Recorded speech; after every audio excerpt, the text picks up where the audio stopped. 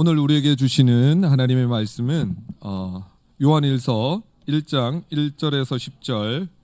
우리 한 목소리 한번 읽어보도록 하겠습니다. 요한일서 1장 1절에서 10절 말씀 우리 한 목소리로 쭉 합독하는 시간 가지도록 하겠습니다. 함께 읽겠습니다. 시작. 태초부터 있는 생명의 말씀에 관하여는 우리가 들은 바요 눈으로 본 바요 이제 보고 우리의 손으로 만진 바라 이 생명이 나타내신 바 된지라. 이 영원한 생명을 우리가 보았고 증언하여 너희에게 전하노니 이는 아버지와 함께 계시다가 우리에게 나타내신 바 된 이시니라. 우리가 보고 들은 바를 너희에게도 전함은 너희로 우리와 사귐이 있게 하려 함이니 우리의 사귐은 아버지와 그의 아들 예수 그리스도와 더불어 누림이라. 우리가 이것을 쓰면 우리의 기쁨이 충만하게 하려 함이라. 우리가 그에게서 듣고 너희에게 전하는 소식은 이것이니 곧 하나님은 빛이시라. 그에게는 어둠이 조금도 없으시다는 것이니라. 만일 우리가 하나님과 사귐이 있다 하고 어둠에 행하면 거짓말을 하고 진리를 행하지 아니함이거니와 그가 빛 가운데 계신 것 같이 우리도 빛 가운데 행하면 우리가 서로 사귐이 있고 그 아들 예수의 피가 우리를 모든 죄에서 깨끗하게 하실 것이요 만일 우리가 죄가 없다고 말하면 스스로 속이고 또 진리가 우리 속에 있지 아니할 것이요 만일 우리가 우리 죄를 자백하면 그는 미쁘시고 이로우사 우리 죄를 사하시며 우리를 모든 불의에서 깨끗게 하실 것이요 만일 우리가 범죄하지 아니하였다 하면 하나님을 거짓말하는 이로 만드시는 것이니 또한 그의 말씀이 우리 속에 있지 아니하니라. 아멘. 네, 우리 찬양팀을 통해서 또 이 찬양을 통해서 하늘문을 열어주신 줄 믿습니다. 예, 찬양이 여러분 느끼시겠지만 날마다 새로워지고 풍성해지고 은혜가 많이 되시죠. 예, 우리 찬양팀한테 우리 또 격려의 박수를 한번 드리고 하겠습니다. 여러분 성도의 삶에 있어서 없어서 안 되는 필수적인 요소가 있는데 그것이 바로 회개하는 삶이 있어야 된다라고 하는 것입니다.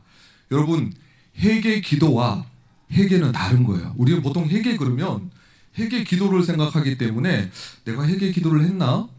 내가 죄 짓고 회개 기도 안 하면 죄가 용서받지 못하나? 이러면서 회개의 삶과 회개 기도를 조금 분리시켜서 생각하면 회개를 더 잘 이해할 수 있겠습니다. 여러분 회개는 입술로 하는 것이 아니고요.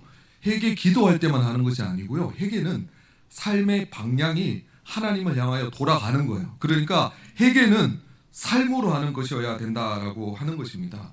그냥 내 입술로 주문해오듯이 하나님 저 잘못했어요. 저 죄 지었어요. 라고 자동적으로 자판기에 동전을 넣으면 음료수가 나오듯이 회개 기도라고 하는 것이 특별한 주문이거나 특별한 기능이 있어서가 아니라 우리의 삶 전체가 하나님을 향하여 돌아가는 회개의 삶을 살지 않으면 사실은 우리가 입술로 하는 회개는 그렇게 큰 영향력이 없는지도 모르겠습니다. 로이드 존스 목사님이 이렇게 말했습니다. 그리스도인의 특징은 회개하는 삶이다. 회개하는 삶이 내게 사라졌다면 나의 그리스도인됨을 의심해 보아야 한다. 여러분 딴 것이 아니라 우리가 예수 믿는 기쁨도 있어야 되고요. 감사도 있어야 되지만 또 필수적으로 우리 삶에 있어야 되는 것 중에 하나가 나는 회개하는 삶을 살고 있는가. 나의 삶은 회개의 삶인가 라고 하는 것을 증명해 돌아봐야 될 것입니다. 우리는 보통 일주일 동안 삶을 살아가다가 가족에게 화를 내기도 하고 누구를 미워하기도 하고 또 내가 반복적으로 습관적으로 짓는 그 어떤 죄 때문에 예배 전에 주님 앞에 나왔는데 하나님 걸어가신 분이시고 예배는 드려야 되겠는데 월요일부터 토요일까지 내 삶을 보니까 엉망인 거예요. 죄를 막 지은 거예요. 그러니까 이제 내 죄를 하나씩 열거하기 시작하는 거죠. 하나님 이거 용서해 주세요. 어제 화낸 거, 어제 미워한 거, 반복적으로 습관적으로 지었던 죄를 용서해 주세요라고 회개 기도하다 보면 처음에는 우리 초신자 때 아니면 하나님의 은혜를 주셨을 때는 눈물 콧물 다 쏟으면서 구구절절하게 전심으로 우리의 마음을 다해서 하나님 앞에 진짜 회개 기도를 올려드립니다.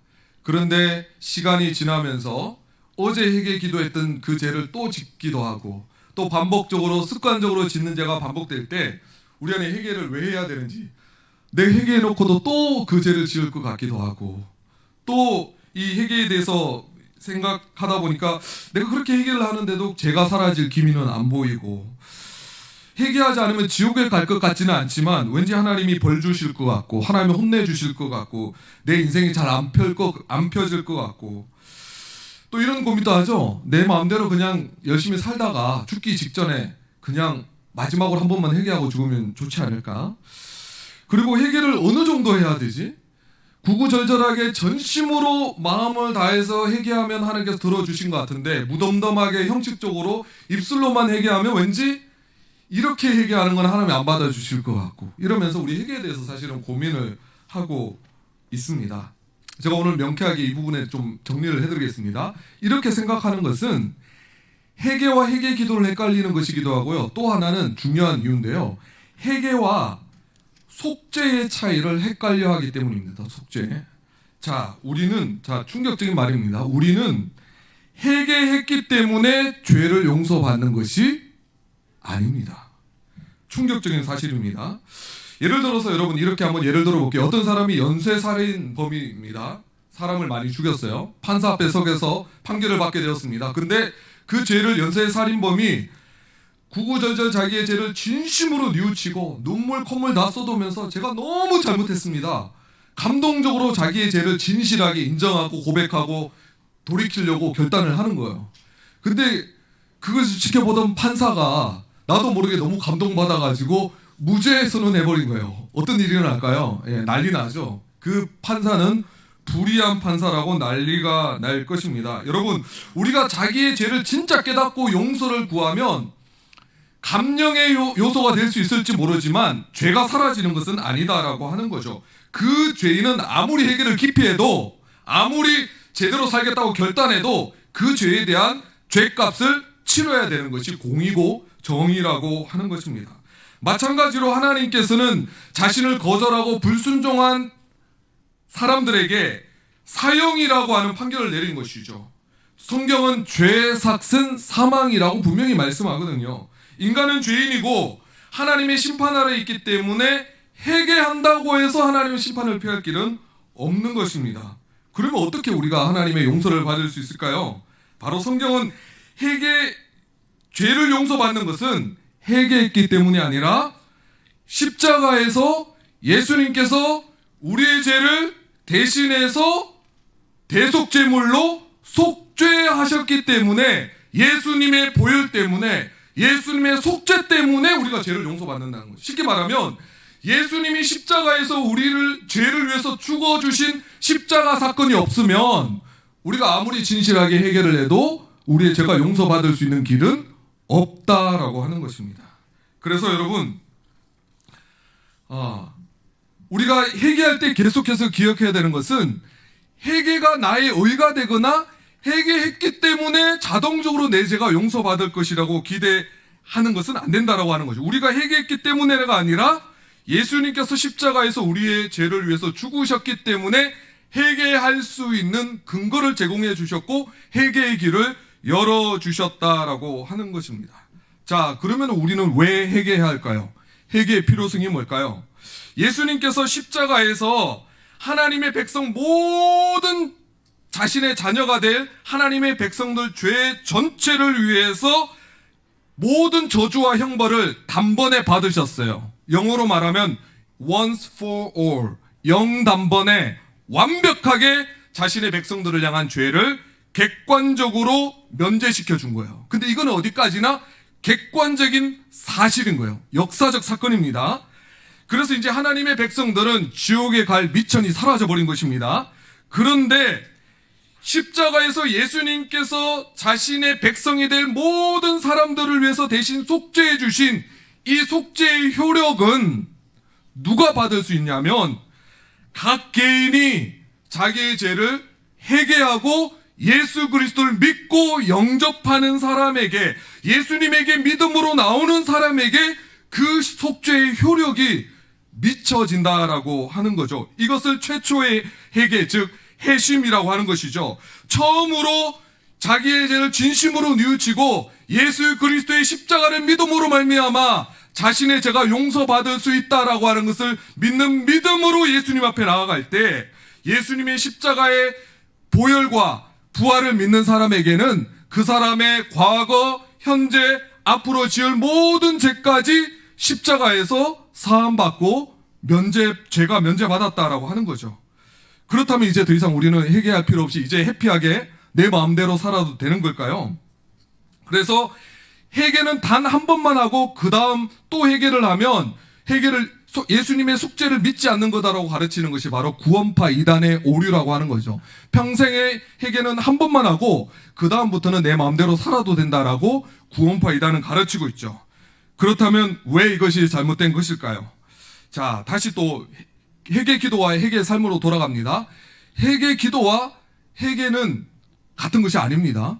회개의 삶을 살아야 된다고 제가 말씀드렸죠. 성경에서 세례 요한은 회개하라라고 외치고 자기에게 회개하러 온 사람들에게 어떤 말을 하고 있는지 한번 돌아보겠습니다. 누가복음 3장 10절에서 14절 보겠습니다. 함께 읽겠습니다. 시작.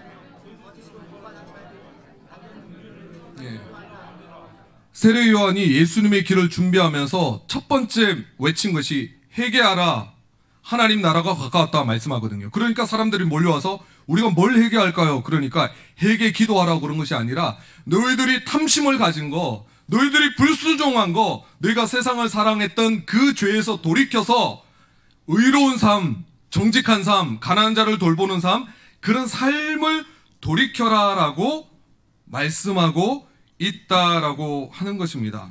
여러분, 악을 사랑하고 세상에 빠졌고 하나님보다 훨씬 더 사랑했던 우상들을 버리고 하나님 앞에 돌아가는 삶을 돌이키는 그 전체를 repent, 다시 생각하고 삶의 방향을 전환하는 것을 회개의 삶이라고 하는 것이고, 그것이 바로 회개인 것입니다. 회개를 단순히 내 입술로 그냥 하나님 저 잘못했어요 라고 자동적으로 내 입술로 고백하고 시인하는 정도가 회개가 아니라고 하는 거죠. 삶이 주님 앞에 돌이키지 않는다면, 내 삶의 변화가, 실제적인 변화가 없으면 회개하지 않은 것이다 라고 하는 거죠. 처음으로 우리가 회개할 때 우리 하나님의 자녀가 되고 우리가 더 이상 죄를 짓지 않을 수 있는 자유가 주어지는 거죠. 예전에 죄의 종로로 달 때, 사단의 종로로 달 때는 내 안에 죄성이 있고 죄가 유혹하고 사단 또 그 죄를 짓도록 유혹하기 때문에 죄가 손짓만 해도 그냥 달려가서 죄를 지었던 우리들이었습니다. 죄의 종로로 됐다고 해요. 죄의 노예죠. 그러나 우리가 성령으로 거듭나고 하나님의 자녀가 되었을 때 이제 우리는 우리 가운데 새로운 본성이 생겨나는 거죠. 하나님을 사랑하고 하나님의 뜻대로 살고 싶은 새로운 본성이 주어지는 거죠. 근데 안타깝게도 그 본성만 있는 것이 아니라 우리 안에 거듭나고 하나님의 자녀가 되었음에도 불구하고 여전히 죄의 부패성이 남아서 세상을 사랑하고 하나님을 떠나고 싶은 마음이 공존한다는 데서 우리 삶에 딜레마가 시작된다라고 하는 거죠. 그런데 이때 생각해야 되는 게 뭘까요? 내가 왜 계속 죄를 지을까라고 생각하는 것이 아니라, 내 삶이 계속해서 회개의 삶으로 살아가야 되는구나. 내가 한번 주님의 은혜를 크게 경험했다고 해서, 내가 하나님의 자녀가 되었다고 해서 자동적으로 죄를 짓지 않게 되는 것이 아니라, 내가 철저하게 회개의 삶을 통해서 세상을 멀리하고 죄에서 돌이켜서 하나님께 돌아가는 회개의 삶을 꼭 살아야 되겠구나라고 결단하게 되는 거죠. 그런데 우리가 죄를 지을 때 어떤 일을 합니까? 제가 몇 주 전에 말씀에도 전했듯이 하나님께서 우리를 형벌하시지는 않으시지만, 정죄하지 않으시지만 아들과 아버지, 부모와 자녀의 관계에서 뭘 한다고 제가 말씀드렸죠? 징계한다고 그랬죠. 징계는 사랑에서 나오는 걸 제가 말씀드렸습니다. 거듭난 하나님의 자녀가 회개하지 않고 죄 가운데 계속 머물게 되면 어떤 일이 일어날까요? 하나님께서 스스로 얼굴을 가리우시고 기도에 응답하지 아니하시고 하나님께서 멀리 거리감을 느끼게 하는 걸로 나타나죠. 여러분, 사람도 누군가의 잘못하면 그렇게 친하게 지냈던 사람인데도 내가 저 사람에게 잘못했다라는 생각이 들면 갑자기 친밀감이 사라지고 어색해지고 소원해지고 관계가 멀어지는 것이 인지상정 아니겠습니까? 마찬가지로 하나님 앞에 우리가 죄를 범하게 되면 하나님과 거리가 생기는 거죠. 벽이 생기는 거죠. 하나님의 사랑이 느껴지지 않는 거죠. 때로는 구원의 확신을 잃어버리기도 하고요. 열정이 사라지기도 하고요. 예, 내 마음에 주관적으로 머리로는 하나님이 나를 사랑하는 거 알겠는데 하나님의 사랑이 느껴지지가 않는 거예요. 내 기도는 입술로 하고 있는데 기도가 응답받는다는 확신이 없는 거예요. 내가 진짜 구원받는 하나님의 사랑 맞아? 하나님 나 사랑하는 거 맞을까라고 하는 실제적인 그 느낌, 경험, 생생한 하나님과의 관계가 어색해진다라고 하는 거죠. 이때 하나님께서는 징계의 회초리를 드시는 거죠. 근데 이것은 형벌이 아니라 우리를 주님 앞에 돌아오도록 초청하시는 하나님의 사랑의 손길이다라고 하는 것을 기억해야 합니다. 그래서 여러분 이때 우리가 단순히 하나님께서 우리를 때리시는 회초리가 무서워서가 아니라 그것이 맞는 것이 고통스러워서가 아니라 아버지의 사랑이 그리워서 아버지와의 관계를 회복하기 위해서 회개하는 것이 회개의 진짜 동기가 되어야 된다라고 하는 거죠. 여러분 많은 경우 자녀들을 제가 징계하려고 하다 보면 여러분도 그런 적 있죠. 어머니가 아버지가 들고 있는 몽둥이를 보면서 맞기도 전에 회개하죠. 근데 나중에 무조건 잘못했어요 그러잖아요. 그럼 물어보는 너 뭘 잘못했는데 뭘 잘못했는지 모르지만 일단 잘못했어요. 뭐죠? 진짜 자기의 죄를 돌이키는 것이 아니라 하나님께서 혼내시고 자기를 회초리 들고 있는 모습이 너무 두려운 거예요. 무서운 거예요. 그러니까 그것 때문에 자기 중심적인 회개가 할 수 있는데 그것은 진짜 회개가 아니다라고 하는 거죠. 진짜 회개는요, 하나님께서 우리 회개 그러면 괜히 고행하는 것 같고 부담스럽고 왠지 피하고 싶고 두렵고 그러잖아요. 그렇지 않습니다. 하나님께서 우리를 회개하라고 초청하실 때는 세상에서 가장 부드럽고 따뜻한 사랑의 음성으로 우리에게 다가오시는 초청의 말씀으로 들어야 되는 거죠. 내가 십자가에서 죽고 부활함으로 너의 모든 죄를 다 사면했고 너희는 의로운 존재가 되었다. 나의 자녀가 되었다. 그러니까 이제 더 이상 죄에 빠져 살지 말고 다시 나와의 사랑의 관계 속으로 들어오지 않으려 하시는 하나님의 사랑의 음성으로 들어야 된다라고 하는 거죠. 여러분 최초의 인간이었던 아담이 범죄했을 때 하나님께서 그들을 그냥 너희가 선악과를 먹는 날에는 정령 죽으리라 그랬지만 죽지 않았거든요. 그리고 하나님 먼저 찾아오세요. 그러면서 하나님께서 아담에게 했던 말이 혹시 뭔지 기억나시는 분 계실까요? 창세기 3장에 나오는데 아담아 네가 어디에 있는지 Where are you? 하나님께서 아담이 어디 있는지 몰라서 물어보셨을까요? 하나님의 의도는 이것이었어요. 아담아 너 내 형상으로 내가 너를 만들었고 나와 사랑의 관계 속에서 내가 너 이름을 부르면 언제라도 내 하나님이라고 대답할 수 있는 친밀하고 사랑의 관계 속에서 내가 너를 지었는데 왜 죄를 지어서 네가 있어야 될 그 위치에서 벗어나서 그곳 죄의 자리에 있니? 네가 있어야 될 그 자리로 돌아와야지. Where are you? 너 자리로 돌아와. 이렇게 아담의 자리를 확인시켜 주는 것이 바로 하나님의 의도였다라고 하는 것입니다. 그래서 여러분 회개는 여러분을 향한 여러분과의 관계를 회복하고 다시 한번 화목하기를 원하시는 하나님의 사랑의 음성으로 들어야 되는 거예요. 그래서 회개는 기쁨과 즐거움으로 하는 거예요. 하나님께서 나를 포기하지 않으셨구나. 하나님께서 나를 여전히 자녀로 여겨주시는구나. 내가 하나님의 마음을 실망시켜 드렸다고 해서 하나님을 여러분 가장 사랑의 반대말은 미움이 아니라 뭐라고요? 무관심해요. 하나님께서 나를 계속해서 세상에 빠져있고 죄를 짓고 있고 하나님 멀어져 있는데 하나님께서 계속 나를 유기하시고 무관심하게 나를 그냥 내버려 두신다면 그거야말로 진짜 우리가 두려워해야 될 것이고요. 하나님께서 나의 죄를 깨닫게 하시기 위해서 때로 회초리를 드시기도 하시고 때로는 설득해 주시고 때로는 말씀을 들려주시고 때로는 주변 사람들을 통해서 환경을 통해서 우리 마음을 하나님 앞에 돌이키도록 하신다라는 생각이 들 때 두려워하지 마시고요. 부담을 느끼지 마시고요. 이 회개를 통해서 하나님과 사랑의 관계를 회복할 수 있는 거구나. 너무 감사하구나. 이렇게 생각하셔야 되는 것입니다. 여기서 율법적 회개와 복음적 회개를 정리하고 오늘 말씀을 마무리하고자 하는데요. 여러분 율법적 회개는 제가 아까 말씀드린 대로 하나님의 마음, 하나님과의 관계는 별로 관심이 없어요. 죄 때문에 자기가 당해야 되는 고통, 아픔, 통증이 너무 심하니까 그냥 아니면 죄책감을 벗어버리려고 죄를 짓고 나면 행복하지 않잖아요. 죄책감이 있잖아요. 양심의 가책이 있잖아요. 그리고 죄로 말미암는 어떤 고통이 있거든요. 그것이 너무 고통스럽기 때문에 그것을 벗어나고자 회개하는 거죠. 혼날 때 해초리가 무서워서 자기가 뭐 잘못했는지 생각도 안 해보고 회개하듯이 무조건 잘못했다고 나오는 아이들처럼 진정한 회개가 아닐 수가 있다라고 하는 거죠. 이 회개를 사울에 의해서 찾아볼 수 있는데요. 우리 사울 사무엘상 15장 24절 띄워주시고요. 제가 배경 설명을 잠깐만 하면요.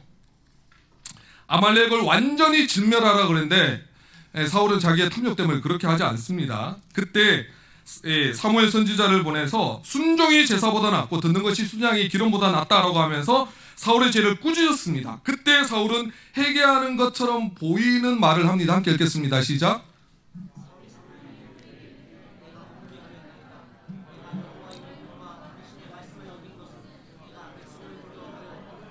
네.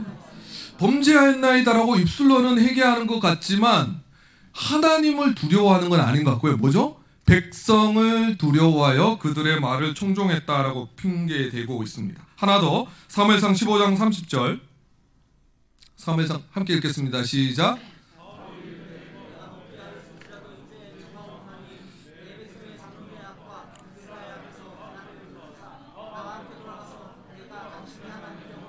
예.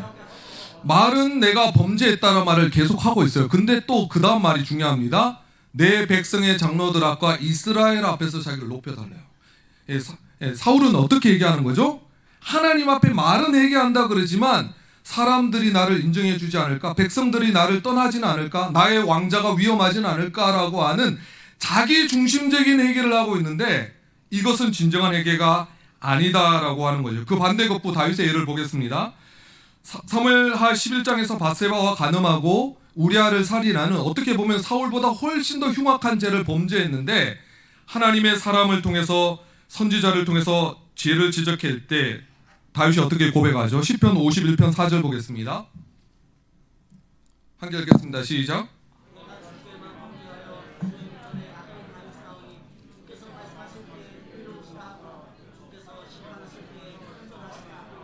이게 뭐냐면 다윗의 회개 기도인데요. 다윗이 밧세바를 범하거나 우리아를 죽인 것이 잘못했다라고 그냥 죄책감 느끼지 않았다는 표현이 아닙니다.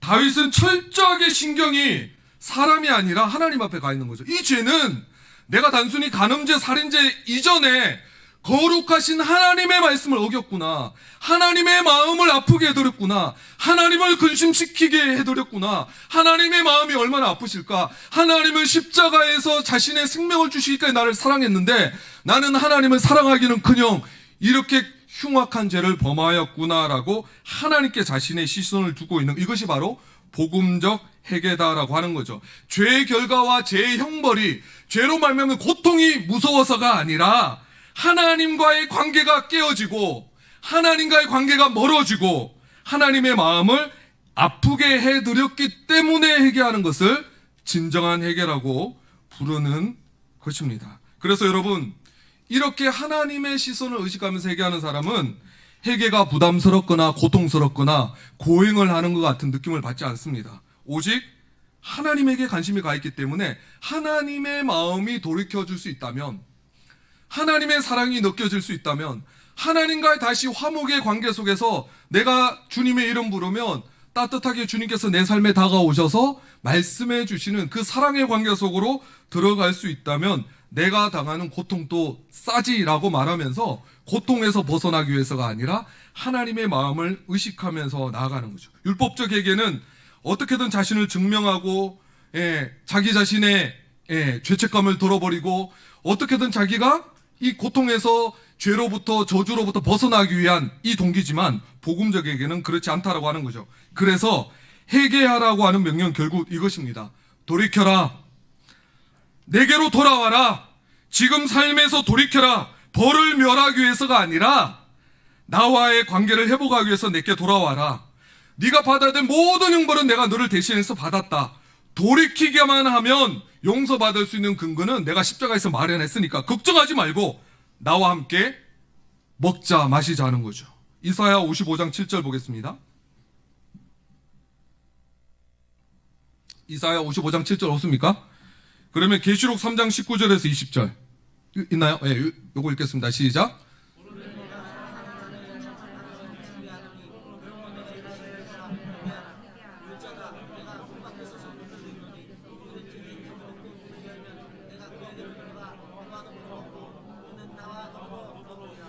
예, 이 에베소 교회를 책망하면서 19절에 보면 사랑하는 자를 책망하여 징계하는, 이것은 정죄가 아니죠. 형벌이 아닙니다. 아버지가 사랑하기 때문에 징계하는 거예요. 근데 그러면서 열심을 내라, 회개하라 그러면서 그 다음 20절에 뭐죠? 내가 네 마음 문을 두드리고 있으니까 네가 마음을 열고 나에게 나오기만 하면 내가 너와 함께 먹고 마실 거야. 여러분 밥 누구랑 먹습니까? 식구, 같이 밥을 먹으니까 식구라 그러잖아요. 예, 친한 친구랑 밥을 먹지 별로 안 친한 사람이랑 밥을 안 먹습니다. 하나님께서 우리를 식탁 교제하자, 같이 밥 먹자, 이런 거는 나와 함께 교제하자라고 의미인 것입니다. 말씀을 마무리하겠습니다.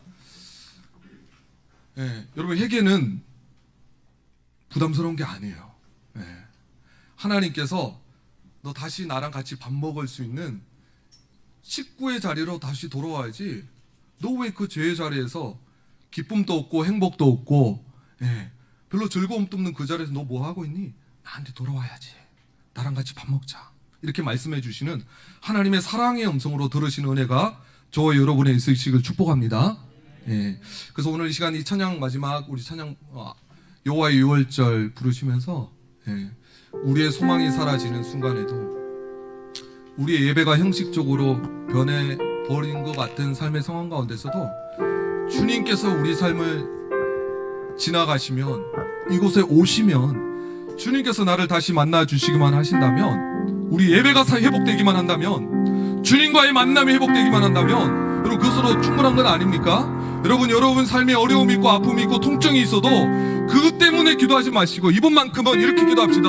하나님, 저의 죄 때문에 아버지의 마음을 아프게 해드렸고, 아버지는 그렇게 나를 사랑해 주셨는데 내가 있어야 될 자리에 있지 않은 것에 대해서 제가 돌이키겠습니다. 제가 하나님 앞에 돌아가겠습니다. 하나님, 십자가의 구속과 부활로 이미 나의 죄에 대한 속죄는 이루어졌는데 그것으로 만족할 수 없습니다. 주님의 사랑을 원합니다. 주님의 낯빛을 원합니다. 주님과의 다시 한번 화목의 관계로 회복하길 원합니다. 이렇게 올려드릴 수 있는 저와 여러분 되시기를 예수님의 이름으로 축복합니다. 찬양 부르겠습니다. 들어갑니다.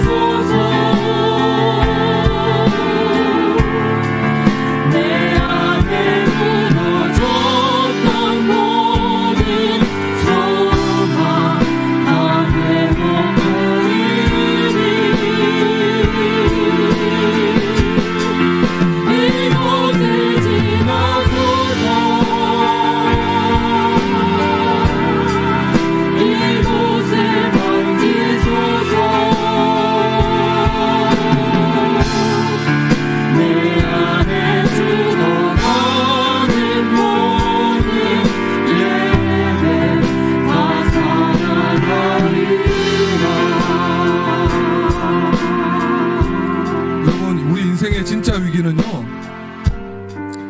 우리 진로가 잘 안 풀리고 관계가 어려워지고 경제적 어려움이 있고 미래에 대한 현실적 소망이 사라지는 것이 아니고요, 하나님이 우리 예배 가운데 지나가지 않아서 우리 예배가 죽어 있고 기도해도 하나님의 사랑의 음성이 들리지 않고 말씀을 펴도 말씀이 깨달아지지 않고 예배를 들어도 하나님의 사랑의 속삭이는 음성이 여러분의 심령 가운데 들리지 않는다면 그것이 여러분의 진짜 위기요, 여러분이 진짜 돌이켜야 될 것입니다. 여러분의 회개는 부담스러운 것이 아닙니다. 이 시간 주님 사랑하는 아버지와의 관계를 다시 한번 회복시켜 주십시오. 아버지께로 다시 한번 돌아가겠습니다. 주님, 내 삶을 돌이키겠습니다. 회개하는 삶을 회복시켜 주십시오. 예수님 이름 부르고 간절히 한번 통성으로 기도하시겠습니다.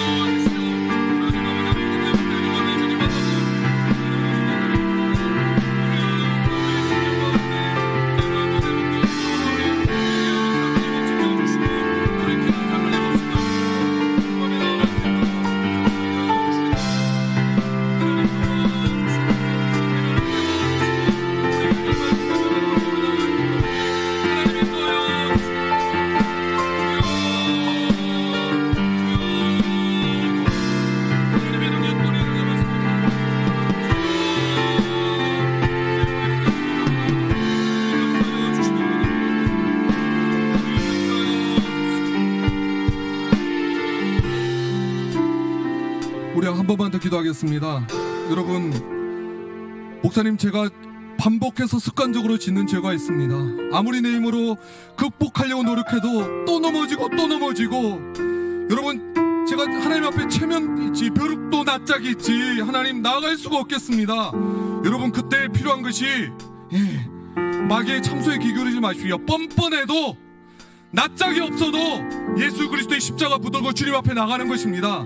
예수님께서 7번씩 7번씩 너희 죄를 용서하라고 말씀하신 것은 예수님께서도 우리의 죄를 7번씩 7번씩 회개할 때마다 용서해 주시겠다고 작정하셨기 때문에 요청하시는 것입니다. 여러분이 진실되게 뻔뻔스럽지만 주님 앞에 나가는 것 외에는 소망이 없습니다. 다시 한번 주님 앞에 나가겠습니다. 회개하겠습니다. 여러분의 반복적인 죄 여러분 실망하지 마시고 뻔뻔하게 주님 앞에 나가는 이 시간 되길 원합니다. 예수님 이름 부르고 한 번 더 기도하겠습니다. 주여,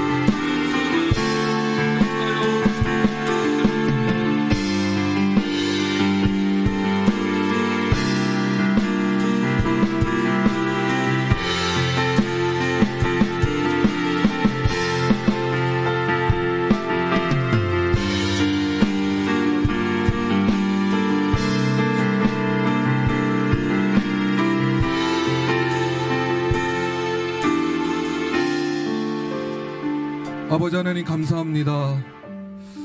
하나님, 이 가운데 죽어가는 예배로 인하여 하나님 앞에 사라져가는 소망이 사그러져 들어가는 하나님, 우리 브릿지 형제 자매들이 이 자리에 앉아있지는 않습니까? 하나님, 다시 한번 우리를 사랑의 그 음성을 들려주셔서 우리 이 자리에 있는 형제 자매들 가운데 하나님 앞에 도무지 나아가지 못하는 죄책감과 수치감과 참소 속에 있는 영혼들이 있다면 이 시간 우리를 초청하시는 회개의 음성 가운데 기쁘게 반응하게 하여 주셔서 진실하게 참여하고 주님 앞에 우리의 삶을 돌이킬 때에 다시 한번 예배가 회복되어지고 다시 한번 사랑하는 주님과의 관계가 회복되어지는 놀라운 은혜가 있게 하여 주시옵소서. 감사드리며 예수 그리스도의 이름으로 기도합나이다. 지금은 길이요 진리요 생명 되신 우리 구주 예수 그리스도의 은혜와 자기 아들을 전혀 아끼지 아니하시고 우리를 내어주신 성부 하나님의 크신 사랑과 오늘 또 예수 그리스도의 십자가의 사역과 부활을 근거로 해서 우리가 돌이키기만 하면, 회개하기만 하면 언제라도 보장되어 있는 용서의 손길을 내밀고 계신 하나님의 음성을 듣게 하시는 성령의 교통감화 충만케 하심이 사랑하는 모든 브릿지 공동체에 속한 영혼들 위해 지금부터 영원토록 함께 있을지어다. 아멘.